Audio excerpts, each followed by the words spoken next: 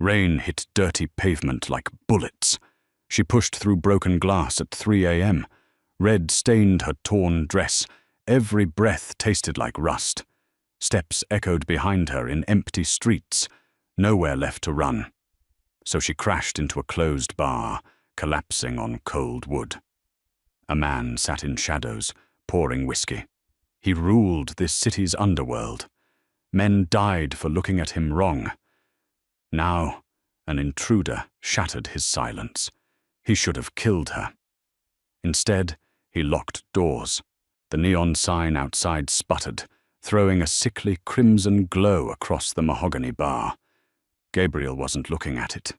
He was looking at the ledger. Numbers didn't lie. Men lied. Women lied. But the columns of illicit revenue flowing through the city's docks were absolute. He dragged a thumb over his jaw, feeling the rough scrape of a 3-day beard, and poured 2 fingers of amber liquid into a heavy crystal glass. It was 3 in the morning. The city was drowning in a torrential downpour, washing the grime from the gutters and into the storm drains. Gabriel preferred this hour. It was the only time the crushing weight of running the city's most brutal syndicate felt manageable. Here, in the hollowed-out belly of a tavern he used as a front, he was just a man with a drink. Then the back door rattled. It wasn't a polite knock. It was the desperate, frantic thrashing of someone trying to break a deadbolt. Gabriel didn't flinch. He didn't drop his glass. He slowly closed the ledger, his right hand slipping smoothly beneath the polished wood of the bar to wrap around the cold, textured grip of a suppressed .45 caliber pistol. The heavy iron-reinforced door groaned, then gave way with a sickening crack as the frame splintered. A figure stumbled through the threshold, dragging a trail of rainwater and something darker, something thicker, onto the pristine floorboards. It was a woman. She didn't scream. She didn't beg. She simply took 2 agonizing steps, her knees buckling, and collapsed face first onto the floor.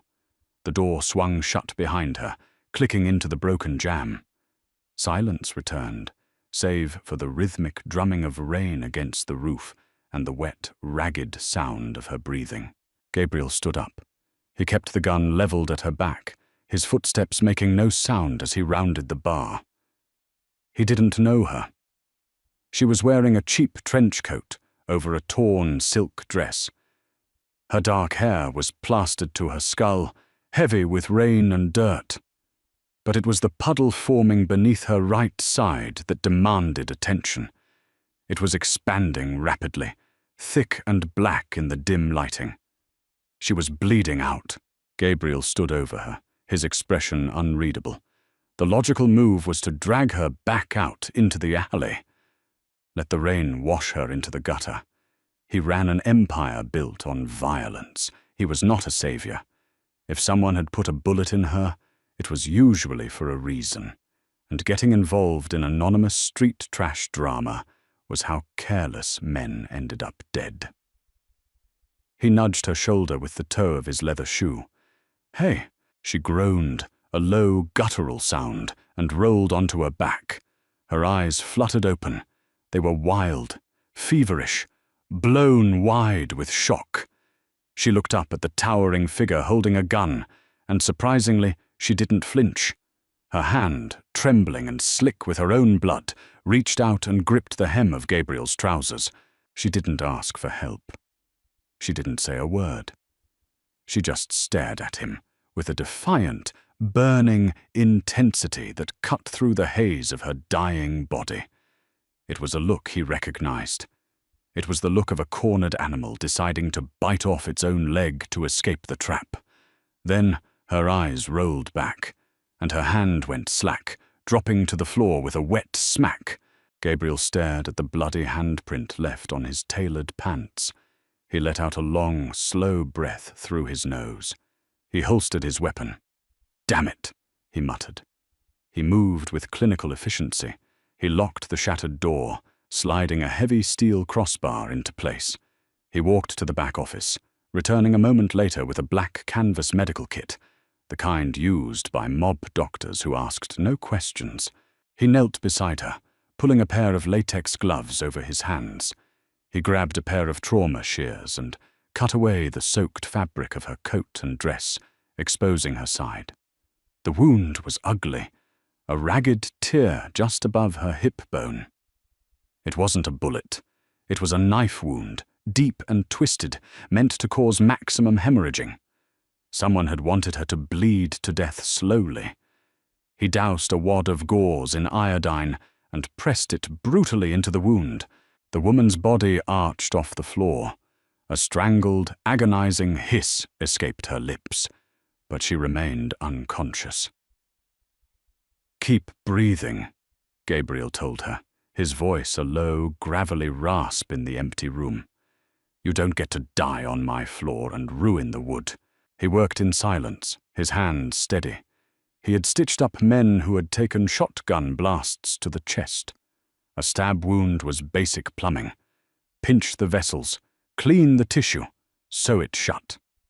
He clamped a bleeder, tied it off, and began threading a curved needle through her pale, cold skin. Each pull of the heavy nylon suture was a harsh tug, closing the jagged flesh.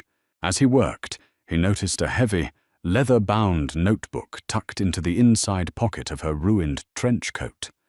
He pulled it out. The edges were stained with blood. He flipped it open.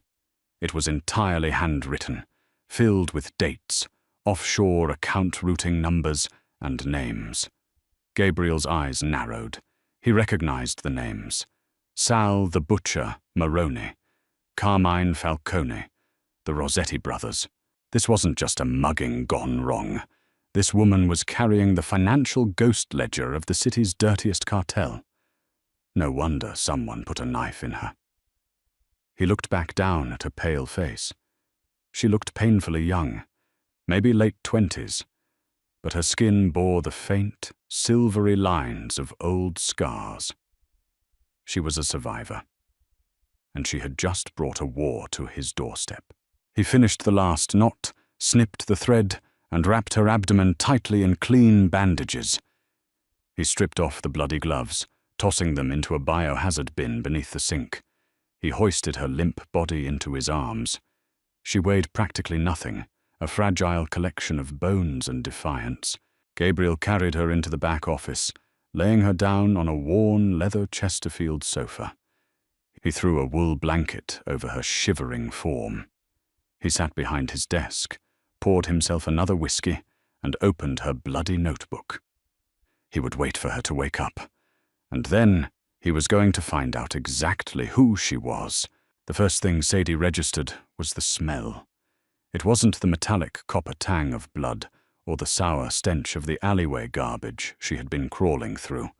It was old leather, cigar smoke, and expensive whiskey. The second thing she registered was the pain. It hit her like a freight train, a searing, white-hot agony radiating from her right hip. Her eyes snapped open. The room was dark, illuminated only by a brass desk lamp, casting long, distorted shadows against wood-paneled walls. She was lying on a couch.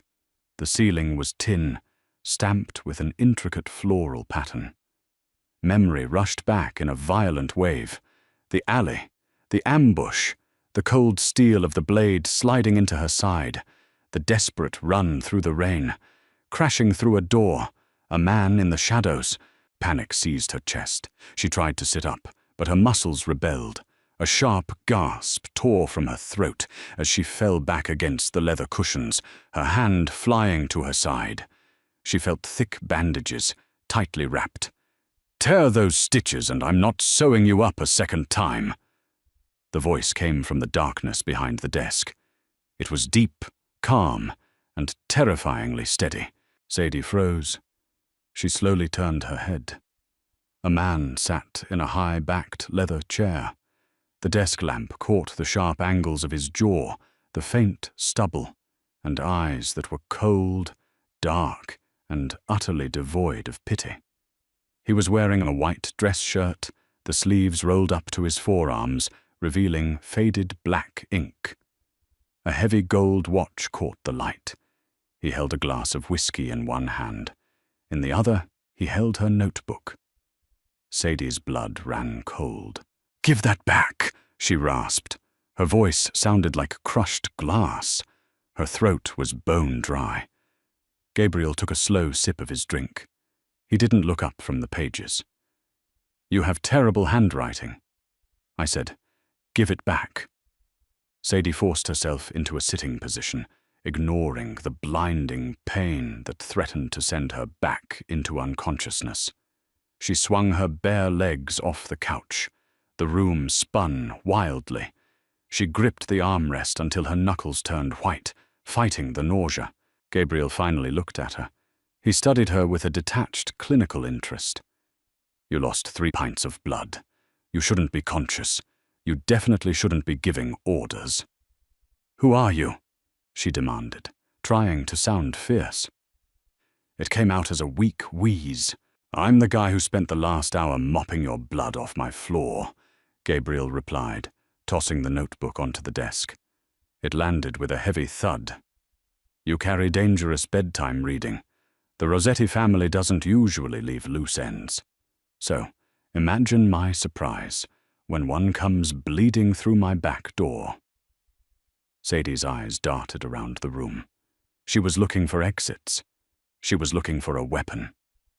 She saw a heavy glass ashtray on a side table. Gabriel tracked her gaze. "Don't even think about it. You couldn't lift that ashtray, let alone hit me with it. Sit still before you bleed out on my furniture." "If you know whose book that is, you know what they'll do if they find it here," Sadie said, her breathing shallow. "Let me go. I'll take it and disappear." "You wouldn't make it to the end of the block," Gabriel stated matter-of-factly. He leaned forward, resting his elbows on the desk, clasping his hands together. The shadows retreated from his face, revealing eyes that had seen far too much death to care about one more. "My name is Gabriel. This is my city. The Rossettis operate in the South End because I allow it. Now tell me why a girl in a cheap dress is carrying a ledger that outlines $20 million in money laundering." Sadie recognized the name. Gabriel, the boss of the Northern Syndicate. The man who had supposedly gutted a rival boss on the steps of a cathedral 10 years ago and walked away without a scratch. She had run from a pack of wolves straight into a lion's den. She swallowed hard. Fear was a useless emotion here. Pragmatism was the only currency he would respect. "I didn't steal it," Sadie lied, her voice gaining a fraction of strength. Gabriel sighed. He stood up, towering over the desk. He walked slowly toward her. Sadie instinctively pressed herself back against the couch, but she didn't look away. She held his gaze. He stopped a foot away from her. Up close, he smelled of rain and violence. He reached out. Sadie flinched, but he bypassed her face and picked up a glass of water from the side table, holding it out to her. "Drink," he commanded. She hesitated, then took the glass with a trembling hand and downed it. The water felt like a miracle against her cracked throat. "Let's try this again," Gabriel said, his voice dangerously soft. "I don't do charity. I don't harbor fugitives. The only reason you are currently breathing is because I hate the Rossetti brothers more than I hate cleaning up messes. But my patience is limited. Do not lie to me." Sadie looked at the empty glass in her hand. She looked at the man who held her life in his hands. "I was their accountant," she said quietly. "Off the books. I washed the money from the port unions. But last week, Victor Rossetti decided he didn't want to pay the overhead anymore. He started killing the middlemen. I knew I was next, so I took the insurance." She gestured to the notebook. "Every dirty cop, every bribed judge, every offshore account. It's all in there." Gabriel stared at her. "You stole from Victor Rossetti and thought you could just walk away?" I thought I could negotiate, Sadie said, a bitter, cynical smile pulling at her lips. Turns out, Victor doesn't negotiate. He sent 3 guys. I managed to lose 2 in the transit tunnels. The third one caught me in the alley. You killed him? Gabriel asked. I shoved a broken bottle into his neck, Sadie said flatly. Then I ran. Gabriel was silent for a long time. He looked at the frail, bruised woman sitting on his couch. She was terrified, exhausted, and half dead. But underneath it all there was a core of pure, unadulterated steel. She wasn't weeping. She wasn't pleading for mercy. She had played a deadly game, lost, and was still trying to find an angle. He respected that. What's your name? He asked. Sadie, she replied. Gabriel turned his back on her and walked back to the desk. He picked up the notebook and slid it into the top drawer, turning the lock with a sharp click. Hey, Sadie protested, trying to stand again. That's mine. Not anymore, Gabriel said, tossing the keys onto the desk. That ledger buys you a few days of air. You stay here until you heal. You stay quiet. If you try to leave, I won't stop you, but I won't save you a second time. Understood? Sadie glared at him, a mixture of anger and desperate relief washing over her. She was trapped, but she was alive. Why are you helping me? Gabriel looked at her, his expression cold and unreadable. I'm not helping you, Sadie.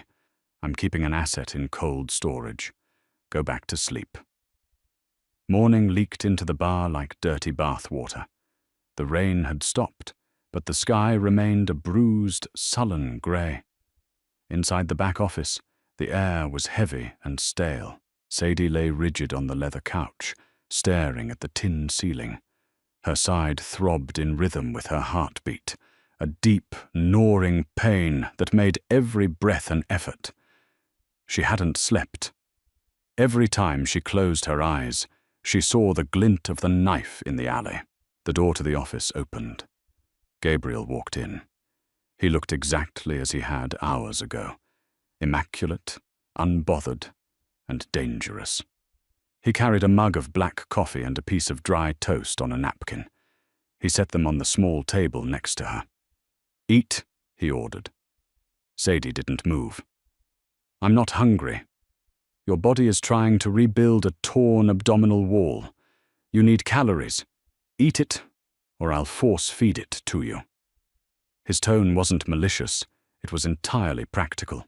She glared at him, but pushed herself up onto her left elbow, wincing sharply. She grabbed the toast and took a dry, bitter bite. Gabriel watched her for a moment, then turned toward a small filing cabinet in the corner. Before he could open it, a sound shattered the quiet morning. Bang, bang, bang. It was heavy, rhythmic pounding on the reinforced front door of the bar.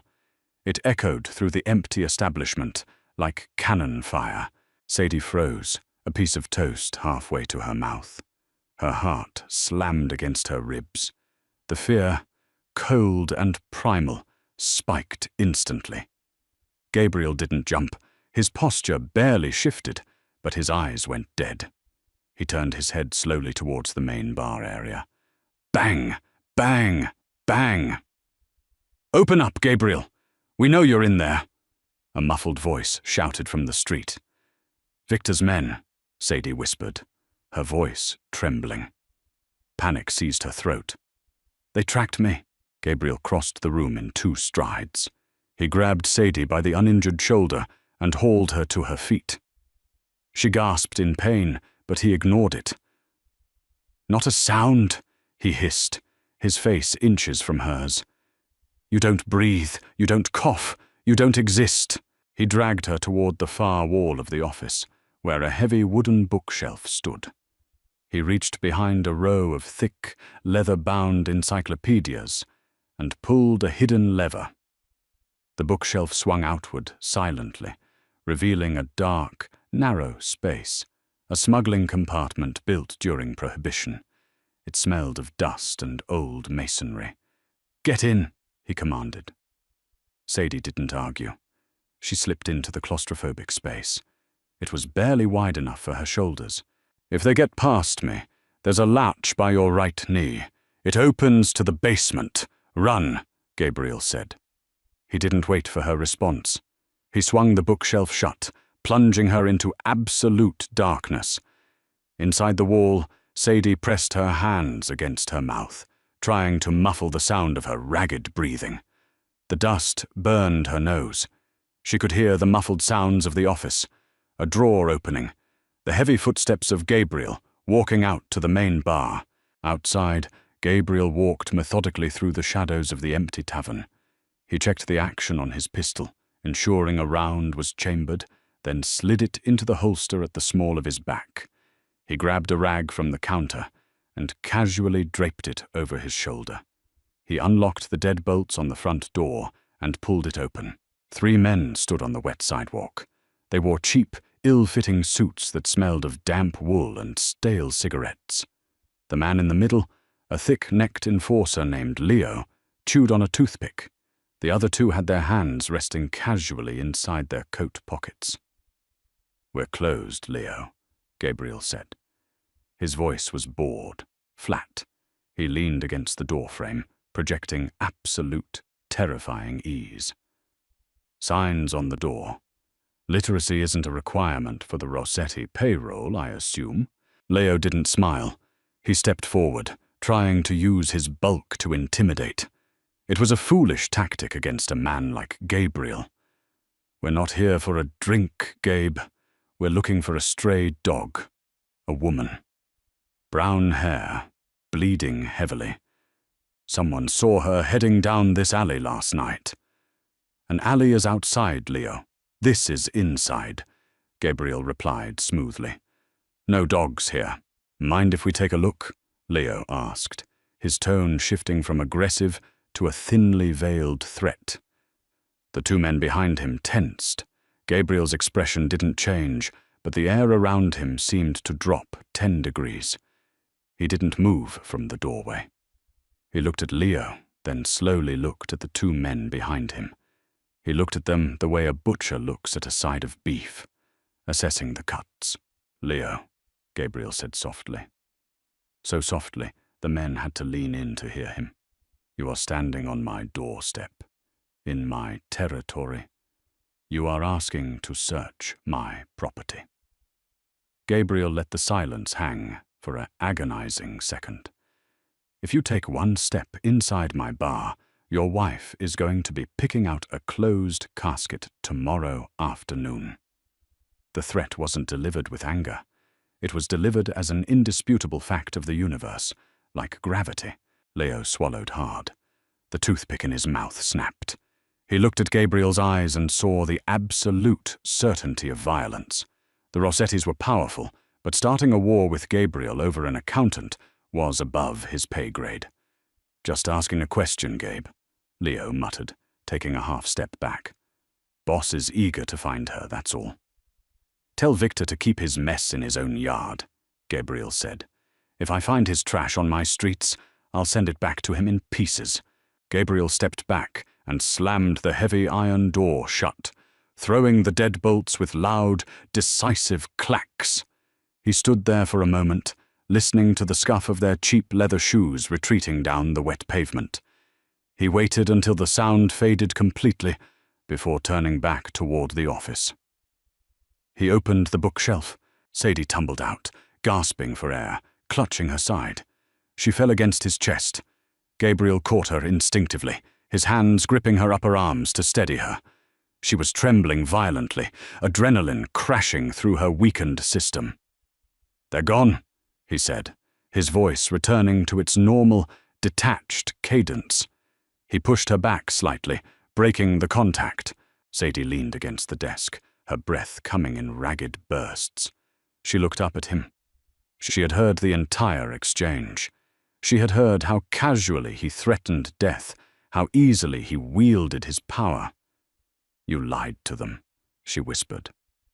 I protected my property, Gabriel corrected, walking over to pour himself a fresh cup of coffee. They know she's in the area now. They'll be watching the streets. You can't leave. So I'm a prisoner. You're alive, Gabriel countered, turning to face her. Which is more than you would be if you were anywhere else. We have a problem, Sadie. Victor won't stop looking. And now I'm involved. I told you to let me go, she shot back defensively. And I told you, I don't give away leverage. Gabriel walked slowly back to her. The dynamic in the room had shifted. It was no longer just a captor and an intruder. They were bound by a lie told to a mutual enemy. Gabriel looked down at her. The harsh light caught the pale curve of her neck, the fierce, exhausted defiance in her eyes. She was a liability. She was dangerous. You rest, Gabriel said, his voice dropping an octave, carrying a strange, heavy weight. Because when you can walk without bleeding on my floor, you and I are going to have a very long conversation about how we are going to dismantle Victor Rossetti's empire. Together, Sadie stared at him, realizing in that moment that surviving the Mafia boss might be far more complicated than running from one. She was entirely at his mercy. And as Gabriel held her gaze, a dark, undeniable spark of mutual understanding passed between them.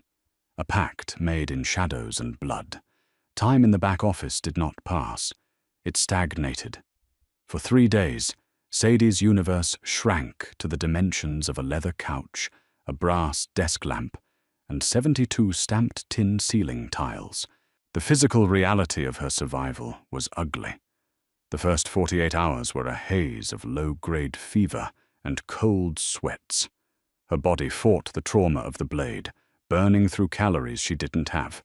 She slept in fitful, agonizing increments, waking every time she shifted and pulled the tight nylon sutures biting into her abdomen. Gabriel was a phantom. He kept the tavern locked during daylight hours. He would enter the office only to drop off supplies, a bottle of water, a plate of scrambled eggs, a fresh roll of gauze, before retreating to the front. He rarely spoke. When he did, it was in curt, instructional directives. Drink, eat, don't touch the dressing. He treated her not as a guest nor a prisoner, but as a piece of delicate, highly volatile machinery that required maintenance. On the afternoon of the 3rd day, the fever finally broke.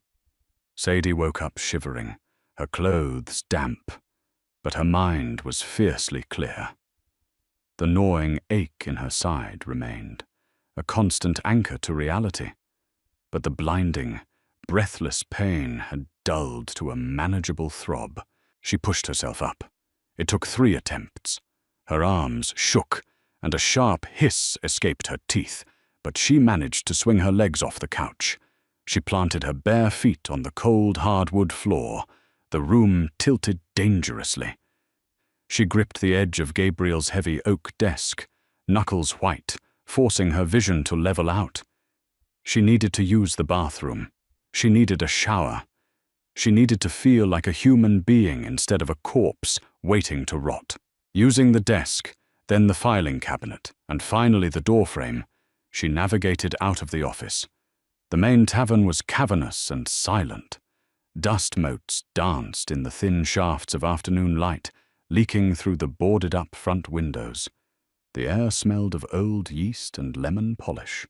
Gabriel was sitting in a booth near the front door. He had a disassembled Glock 19 spread out on a dark green felt mat. He was methodically oiling the recoil spring. He didn't look up when she shuffled into the room, leaning heavily against the mahogany bar. "I told you to stay in the office," he said. The slide of the gun snapped back into place with a sharp, metallic clack. "I need to use a mirror," Sadie rasped. Her throat was still dry. "And I need to clean the wound. Your mob doctoring is functional, but it itches." Gabriel set the pistol down. He finally looked at her. She looked terrible. Her skin was a translucent, sickly pale. Dark purple bags hung under her eyes, and her hair was a tangled, greasy mess. But she was standing. She was holding her own weight. He stood up, grabbing a clean towel from behind the bar. He tossed it to her. She caught it awkwardly against her chest. "Down the hall, second door on the left. There's a shower," Gabriel said. "Don't lock the door. If you pass out and crack your head on the tiles, I'm not breaking another door to drag you out." Sadie glared at him, a spark of genuine irritation cutting through her exhaustion. "You have a real bedside manner, Gabriel." "I run a syndicate, Sadie, not a hospice." She turned and began the slow, agonizing trek down the hallway. The bathroom was utilitarian. White tiles, a single bulb, a standing shower stall. She peeled off the ruined, blood-stained dress she had been wearing for 3 days. It fell to the floor like a heavy, dead thing. She stood naked in front of the sink mirror. The bruise covering her right hip and ribs was spectacular, a violent map of black, indigo, and sickly yellow. In the center sat Gabriel's handiwork.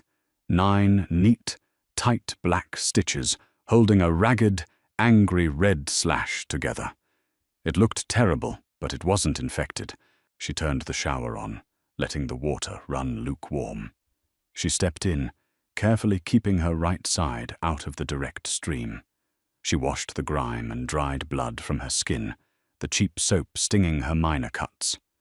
For 10 minutes, she just let the water wash over her shoulders, leaning her forehead against the cool, wet tiles.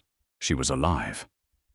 Against every statistical probability, she had survived Victor Rossetti's purge. But the relief was hollow. She had traded a quick death in an alley for a slow, terrifying cage match with a warlord. When she finally emerged, wrapped in a towel, she found a stack of clothes folded on a chair just outside the bathroom door. A pair of worn grey sweatpants, a plain black t-shirt, and thick wool socks. They were clearly Gabriel's. They would swallow her whole. She put them on. The fabric smelled faintly of his laundry detergent, and that lingering scent of smoke. She rolled the waistband of the sweatpants over 3 times so they wouldn't fall down, carefully avoiding the bandages. She walked back out to the main bar. Gabriel was sitting at a high table, illuminated by a single overhead pendant light. On the table sat her leather-bound ledger. Open. Sadie stopped. Her spine stiffened. Gabriel didn't look up. He was holding a pen, tapping it rhythmically against his bottom lip as he scanned a page covered in her dense, chaotic shorthand. "You're a very careful woman, Sadie," Gabriel noted, his voice echoing slightly in the empty room. "You wash the cash through 3 different shell companies before it even touches a domestic bank. But this cipher you use for the account numbers, it's crude. Shift by 3 on the digits, swapping the vowels on the routing names. A child could crack it if they stared at it long enough." Sadie walked toward him, her steps slow but deliberate. "It wasn't meant to stop the FBI. It was meant to stop Victor's goons. They can barely count to 10 without using their fingers." She pulled up a stool opposite him and sat down. She looked at the book. It was her life's work. It was her insurance policy, and now it was his. "So," Sadie said, crossing her arms over the oversized t-shirt, "you cracked it. You have his accounts. What's stopping you from putting a bullet in my head and dropping me in the river?" Gabriel finally looked at her. His dark eyes were utterly flat, betraying zero emotion. He held her gaze for a long, uncomfortable moment. "Because," Gabriel said softly, "knowing where the money is doesn't mean I know how to take it. The passwords for the offshore wire transfers aren't written here." Sadie offered a small, cynical smile. "Like I said, I'm a careful woman." Gabriel leaned forward. The space between them closed. "Then we are at an impasse. You need my walls to keep Victor's knives out of your ribs. I need your brain to drain Victor's lifeblood." "A partnership," Sadie stated. "A transaction?" Gabriel corrected. You transfer the funds into my accounts, every dime Victor owns. In exchange, I put you on a cargo ship heading to Europe with enough cash to disappear forever. You get to live. I get to watch Victor Rossetti realize he's a broke, powerless ghost right before I kill him. It was a cold, calculating proposition. It was exactly what Sadie needed to hear.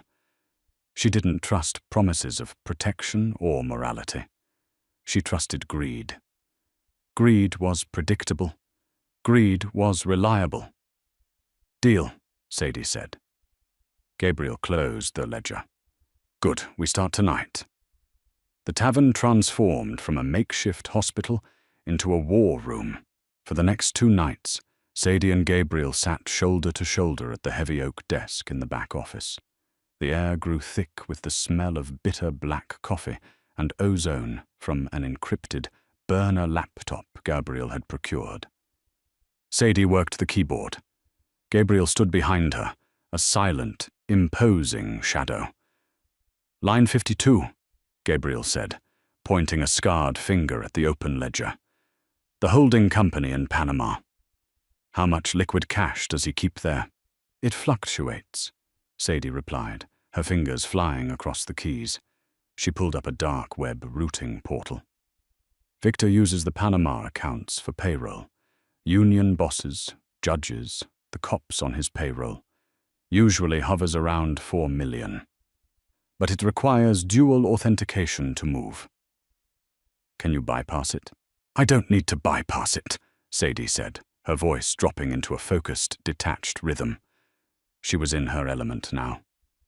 This was the only battlefield where she held power. I set up a ghost protocol 6 months ago, when Victor started acting paranoid. If I ping the server from this specific IP mask, it triggers an override protocol. It thinks I'm physically sitting in the bank in Panama City. Gabriel watched the screen. Lines of code cascaded down the monitor. A green progress bar filled up. Access granted. Sadie didn't smile. She just moved to the next step.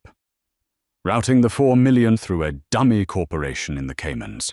From there, I'll split it into 50 microtransactions and bounce it across your local shell companies. It'll take them 3 days to realize the money is gone and a month to trace it. By then, it'll be washed. Gabriel watched her hands. They were steady. Her face was illuminated by the harsh blue light of the screen, highlighting the sharp angles of her cheekbones and the dark circles under her eyes. She was a weapon, completely distinct from the thugs and shooters he employed. She dismantled empires with keystrokes. You're very good at this, Gabriel noted. It wasn't a compliment. It was an observation of fact. I was a math prodigy in high school, Sadie said, her eyes never leaving the screen. Scholarship to a prestigious university. I dropped out in my 2nd year. Why? Sadie hit the enter key. The screen flashed green. $4 million vanished from Victor Rossetti's control. She leaned back in the chair, rolling her shoulders to ease the tension in her healing side. She looked up at Gabriel. My father borrowed 50 grand from Victor's uncle to keep his auto shop open. He couldn't pay it back. They broke both of his legs with a sledgehammer. Then they said I could work off the debt. She turned back to the screen. The debt was paid off 3 years ago. But you don't just hand in your 2 weeks' notice to the mob. So I became indispensable. Until I wasn't. Gabriel remained silent. He didn't offer sympathy. Sympathy in their world was an insult. It implied weakness. Instead, he reached past her and poured a measure of whiskey into a glass, setting it down next to the laptop. Victor is a blunt instrument, Gabriel said, taking a sip from his own glass. He commands fear, but he lacks vision. He thought you were just a bookkeeper. What do you think I am? Sadie asked, looking at the amber liquid in the glass. I think, Gabriel said, leaning against the edge of the desk, You are the most dangerous person in this city right now. You hold the leash." It was a strange, charged moment. The silence in the office stretched. Sadie looked at Gabriel, really looked at him. The bespoke suit pants, the rolled-up sleeves showing heavily tattooed forearms, the cold, calculating eyes. He was a monster. He orchestrated violence on a massive scale. But he was a monster with rules, a monster with discipline. The transaction was complete. Gabriel's empire was now $4 million richer. Victor's was bleeding. "We need the dockside accounts next," Gabriel said, breaking the silence. "The union kickbacks, that's his main artery." "That requires a physical security fob," Sadie said, pulling her ledger back toward her. "I kept it in a safety deposit box across town. Bank on 4th and Elm. I couldn't get it before I ran." Gabriel frowned. A muscle ticked in his jaw. "Victor will have men watching that bank. He knows you need the fob to access the big money." "Then we have a problem." "No," Gabriel said, his voice hardening. He stood up, walking toward the heavy iron safe in the corner of the office. He spun the dial with practiced speed. "We have an errand." He pulled the heavy door open. Inside sat stacks of banded cash, passports, and a small arsenal of weaponry. He reached in and pulled out a sleek, compact Sig Sauer P365. He checked the chamber, slammed a magazine home, and walked back to the desk. He placed the gun on the desk, sliding it across the wood until it rested an inch from Sadie's hand. Sadie looked at the black steel, then up at him. "I don't shoot." "You stabbed a man in the neck with a bottle," Gabriel reminded her. "You have the instinct.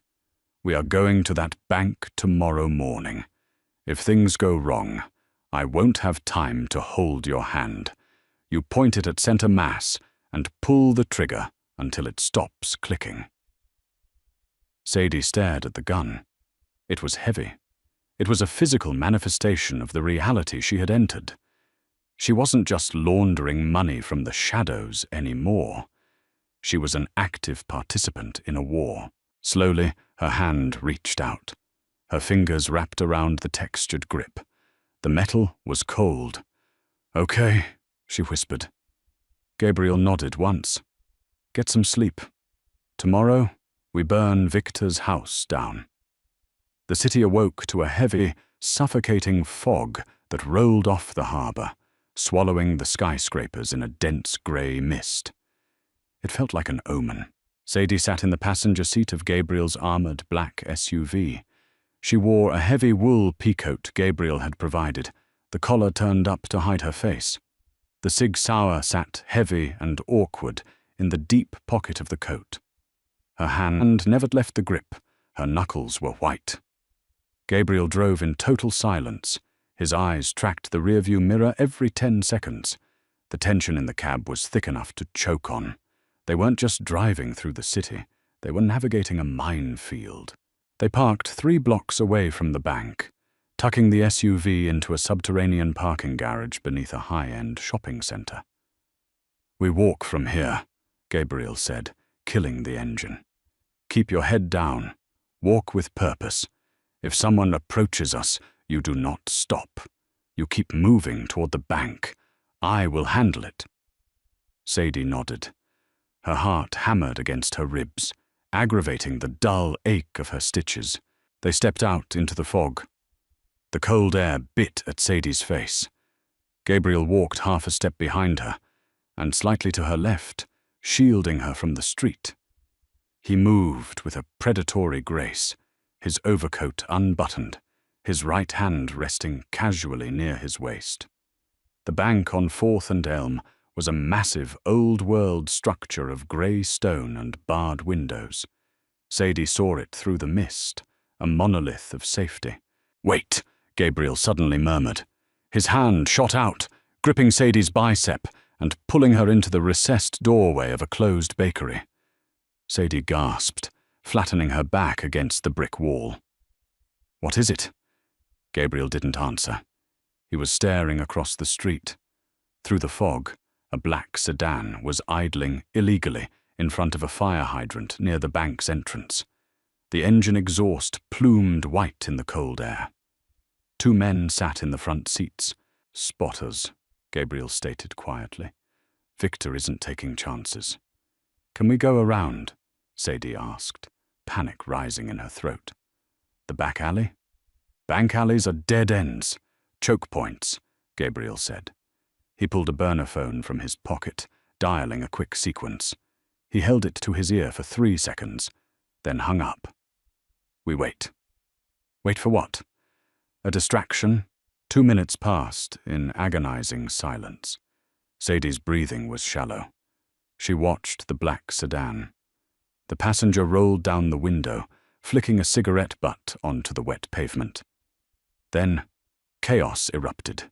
A heavy, battered panel van came screaming out of a side street, tires squealing against the damp asphalt. It didn't brake. It plowed directly into the driver's side of the idling black sedan with a sickening crunch of tearing metal and shattering glass.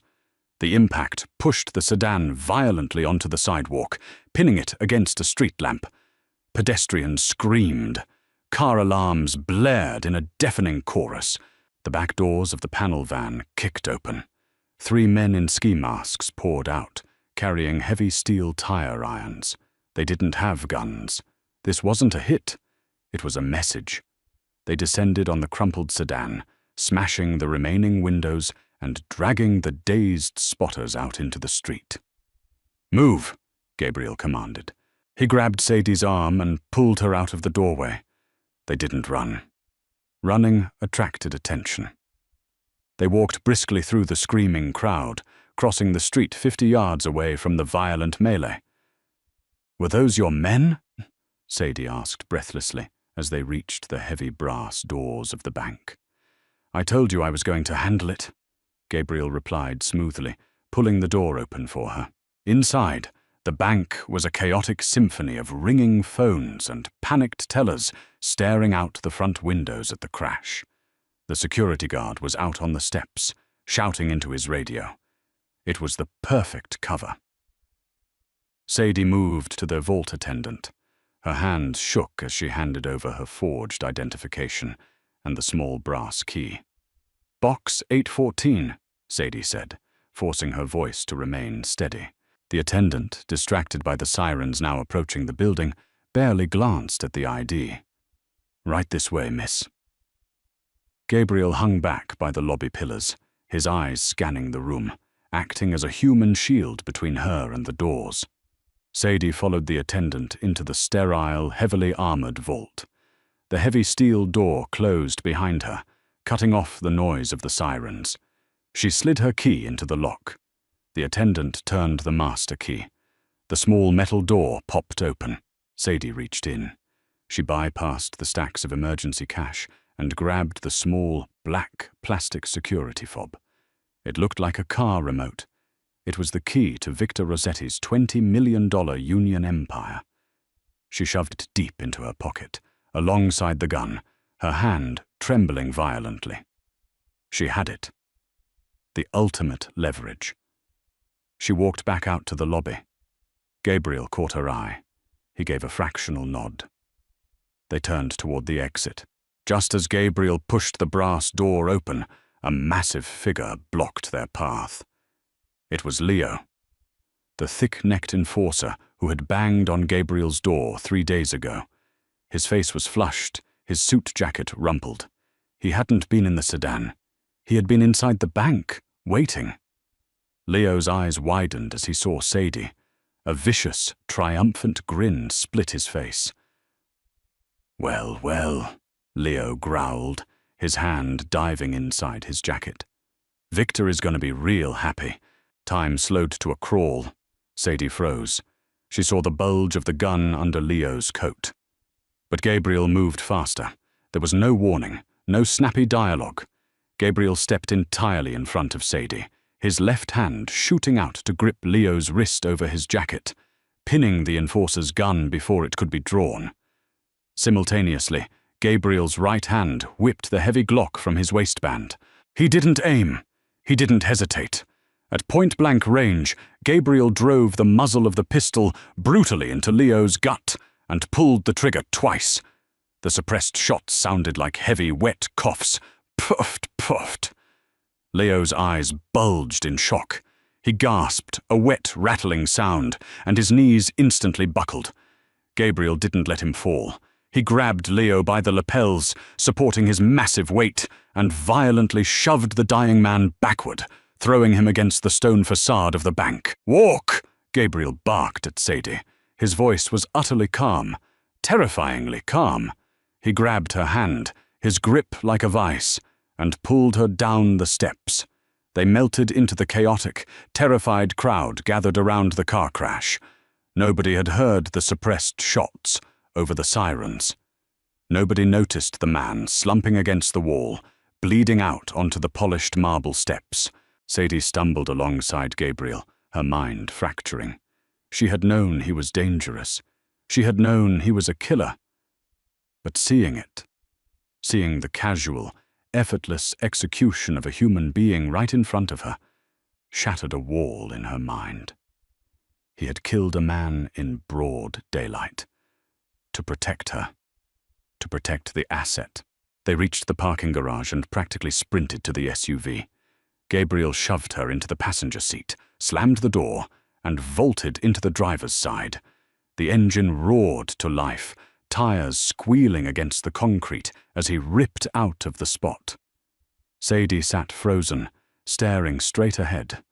Her breathing was frantic, shallow gasps. She looked down at Gabriel's hands on the steering wheel. There was a smear of dark crimson blood on his right knuckles. You, Sadie stammered, unable to form the words. Gabriel hit the gas, merging aggressively into the heavy city traffic, putting distance between them and the bank. He didn't look at her. His jaw was clenched tight, a muscle ticking violently under the skin. "I told you," Gabriel said, his voice cold, hard, and absolute. "You are under my protection. Nobody touches you." Sadie reached into her pocket. Her fingers closed around the plastic security fob. She looked at the man driving the car. The warlord. The killer. Her savior. The lines between hostage and partner had just vanished. They were bound by blood now, and the war had officially begun. The drive back to the tavern was a blur of grey streets and erratic rain. Sadie stared out the passenger window, her fingers wrapped tightly around the plastic security fob in her pocket. It felt burning hot against her thigh. They ditched the SUV a mile away, taking a convoluted route through alleyways and service tunnels before finally slipping back through the reinforced steel door of Gabriel's bar. The heavy deadbolts sliding into place echoed like gunshots in the empty room. Gabriel walked straight to the sink behind the bar. He turned the cold water on full blast. He grabbed a bar of abrasive industrial soap and began scrubbing his hands. Sadie watched him from the doorway of the back office. The water turning pink in the stainless steel basin was the only proof that a man had just died. Gabriel's face was a mask of cold granite. He scrubbed his knuckles until the skin was raw and red, systematically erasing the physical evidence of Leo's blood. He didn't look at her. He didn't ask if she was okay. He assumed that if she was standing, she was functional.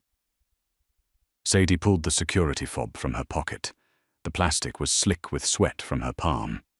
She walked to the heavy oak desk and sat down in front of the burner laptop. She booted it up. The screen flared to life, casting a harsh, pale blue light across the dark room. Gabriel shut off the water. He dried his hands on a towel and walked into the office. He pulled a bottle of bourbon from the shelf, skipped the glass, and took a long draw straight from the neck. He set the bottle down on the desk with a heavy thud. "Plug it in," he said. His voice was hoarse.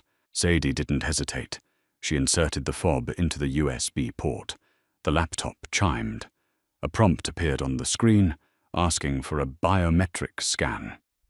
Sadie placed her thumb on the small glass square embedded in the fob. Identity verified. connecting to secure server. Lines of encrypted data cascaded down the monitor. Sadie's fingers hovered over the keyboard. She was an architect standing in front of a skyscraper, holding the detonator. "The dockside accounts," Sadie said, her voice dropping into the clinical detached tone she used for the numbers. "He keeps the union kickbacks liquid, $22 million, dispersed across 12 different maritime holding companies." Gabriel moved behind her chair. The heat radiating off his body was palpable. He smelled of rain, gunpowder, and cheap soap. "Take it." Sadie began typing. This wasn't a simple wire transfer. This was a hostile digital takeover. She deployed a sequence of routing scripts she had written months ago, a back door she built on the off chance Victor ever turned on her. She just hadn't expected to use it while sitting in a rival boss's chair. "I'm opening dummy accounts in Geneva and Zurich," Sadie explained, the green light of the screen reflecting in her dark eyes. "I'm not just moving the money, I'm burying it. I'm pinging the transaction history through a randomizer. It'll look like the accounts were seized by international maritime authorities for tax evasion." Gabriel watched the progress bars filling up on the screen. "He'll know it was you." "I want him to know it was me," Sadie said. The words hung in the air. Gabriel looked down at the crown of her head. He had underestimated her anger. He had seen her as a frightened civilian, a useful asset that needed a cage to survive. He was wrong. She wasn't hiding from Victor Rossetti. She was methodically preparing to ruin him. "If Leo was at the bank, Victor knows we are working together," Gabriel said softly. "By nightfall, every gun on the south side will be looking for this bar. By nightfall, Victor won't be able to afford bullets," Sadie countered. She hit the enter key. The screen blinked. A large confirmation window popped up in the center of the monitor. "Transfer complete. Balance $0.0000." Sadie exhaled a shaky breath. She let her head fall back against the leather chair. The pain in her side, dulled by the adrenaline of the morning, flared back to life. She clamped a hand over the bandages. Gabriel reached past her and closed the laptop. The sudden darkness in the office was heavy. "It's done," Sadie whispered. "No," Gabriel corrected, picking up the bottle of bourbon. "It's just started. In our world, money is a shield. You just stripped Victor naked. Now, we wait for the wolves to realize he doesn't have any teeth left." He handed the bottle to her. Sadie took it, wiped the neck with the back of her hand, and drank. The alcohol burned a hot, welcome trail down her throat. She coughed, wincing at the pull on her stitches.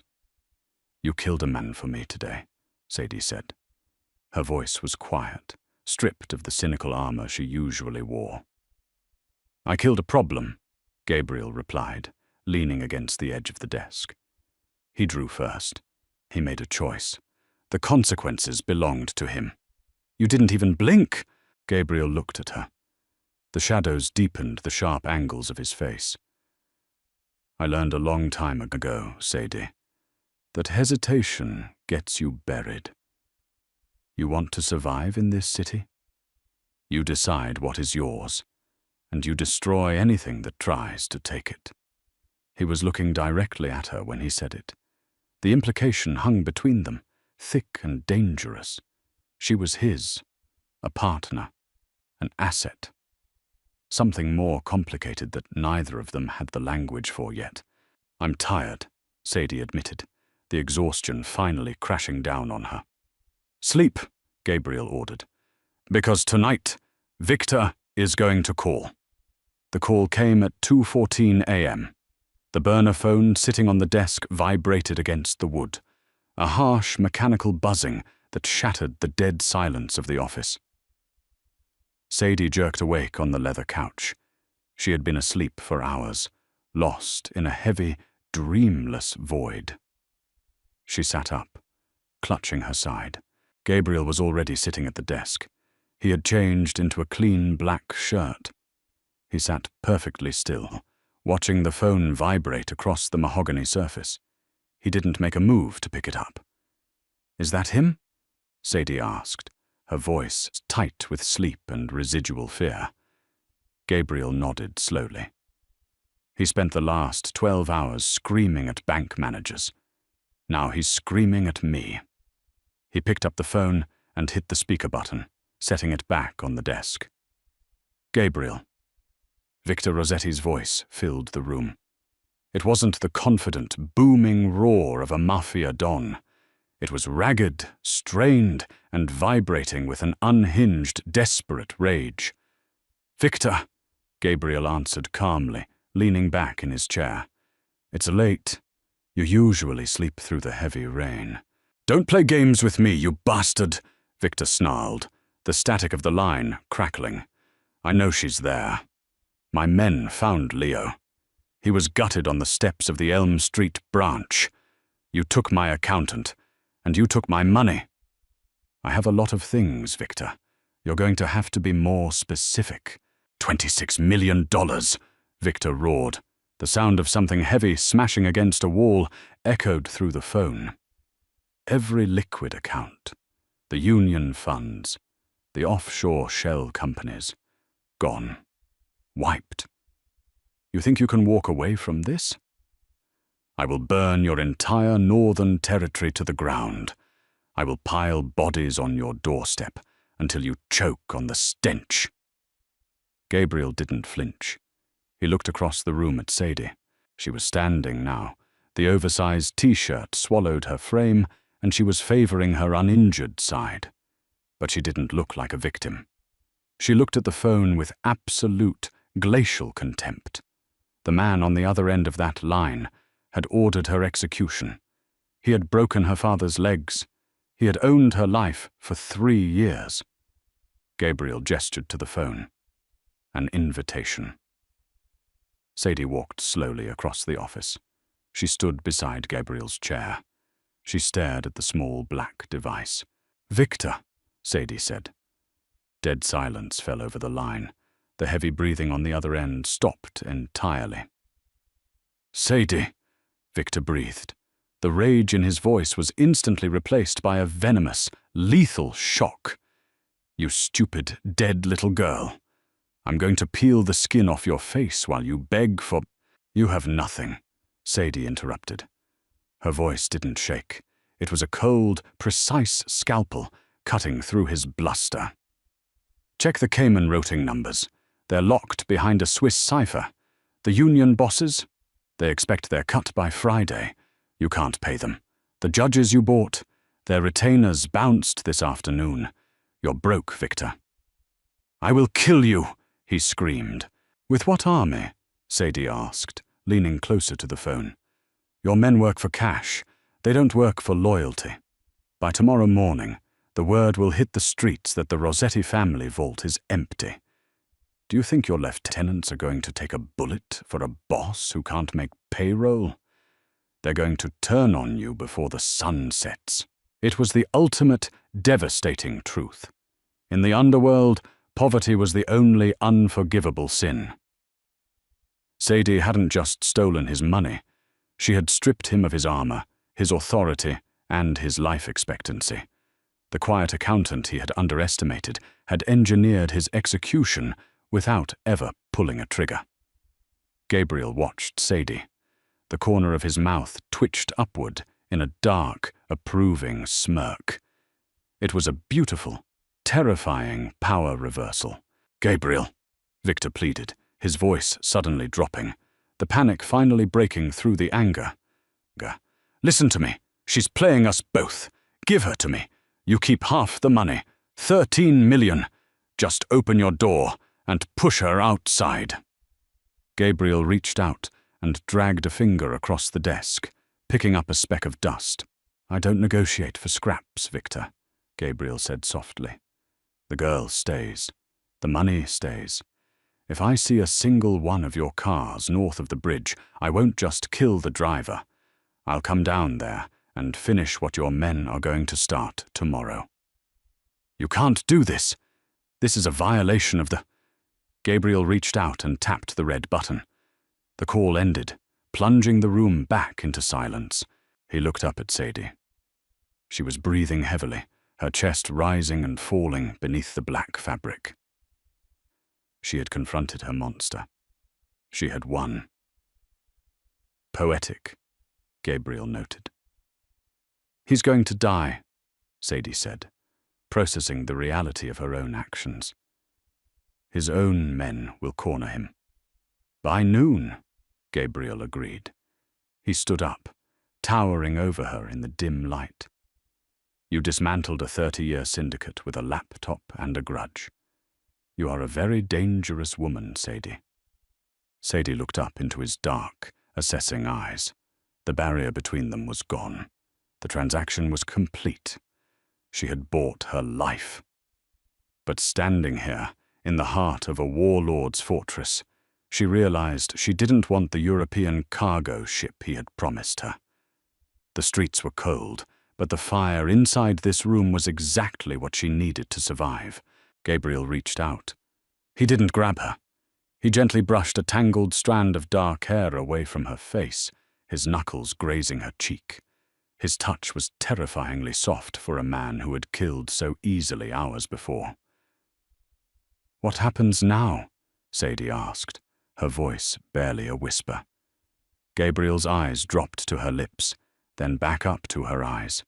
The cold detachment was gone, replaced by a dark, possessive gravity. "Now," Gabriel said, "we take the rest of the city.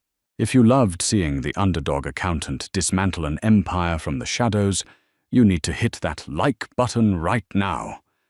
Sadie just proved that the deadliest weapon in the Mafia isn't a gun. It's the woman who handles the money. Subscribe to the channel and turn on notifications, because the war for the city is just beginning. What did you think of Gabriel and Sadie's dark partnership? Drop your thoughts in the comments below. Share this video with a friend who loves gritty romance, and we'll see you in the next and final chapter.